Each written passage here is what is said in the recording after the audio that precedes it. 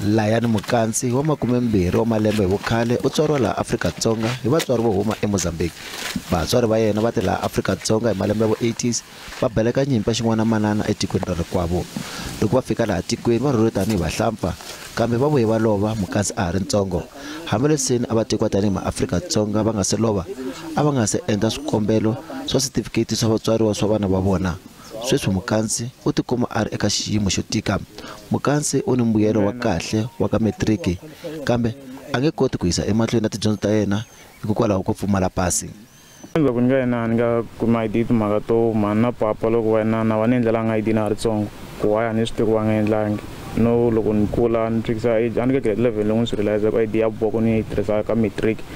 Even then a ku se a ku hanya mani papa wa lovi 2010. Even then no not just mouth to find like ID wa ku ta endla zami mara tsande kun'wana swi nga tsandza kona.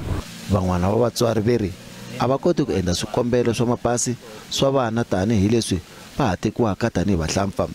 Va nyikiwe mpfumelelo wo va laha tikweni 30 wa malembe lama nga hundza kambe na sweswi a va se kuma mapasi ku va laha tikweni ximfumo.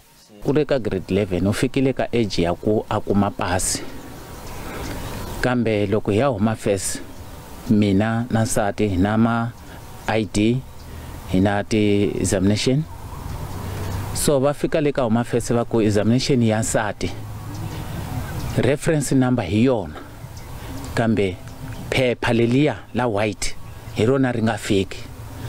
Ni tile ikhali ku tsutsuma nyimpi ni fika ni tshama kwala ku za ni kuma lexi laha ka Malamulele. Se a ni kumangi timfanelo ku loko ni vi ni hambana na nuna wa mina va ni lahlela mavoko. Vanghana va ve va tekile ma ID mina a ni tekanga ID xo za xikara xi bolela mavoko lexi ni nga na xona a ni na timfanelo. Ndzawulo ya timhaka ta xikaveri ku ya hi nawu ku hava munhu loyi a nga nyikiwaka pasi vatswari va yena hinkwavo ka vona va huma etikweni ra le handle.